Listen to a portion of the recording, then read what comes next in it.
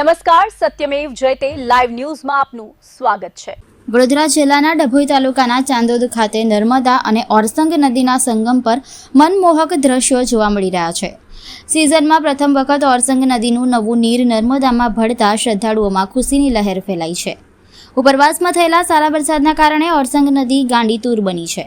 સંખેડા અને ઈચ્છ નદી વિસ્તારનું પાણી ઓરસંગ મારફતે ચાંદોદ ખાતે નર્મદા નદીમાં આવી મળતા સંગમનું સૌંદર્ય વધુ નિખરી ઉઠ્યું છે। નર્મદા નદીનું બદલાયેલું સ્વરૂપ જોવા માટે મોટી સંખ્યામાં લોકો અને શ્રદ્ધાળુઓ ચાંદોદ પહોંચી રહ્યા છે। રોજિંદા હજારો શ્રદ્ધાળુઓ અહીં દર્શન અને પવિત્ર સ્નાન માટે આવે છે, ત્યારે વરસાદી માહોલ વચ્ચે નદીઓના સંગમના દ્રશ્યોએ સૌનું ધ્યાન ખેંચ્યું છે। નર્મદામાં નવા નીર આવતા સ્થાનિકોમાં પણ આનંદનો માહોલ જોવા મળી રહ્યો છે। જો કે નદીના વધતા જળસ્તરને ધ્યાનમાં રાખીને તંત્ર દ્વારા લોકોને સાવચેતી રાખવાની પણ અપીલ કરવામાં આવી છે।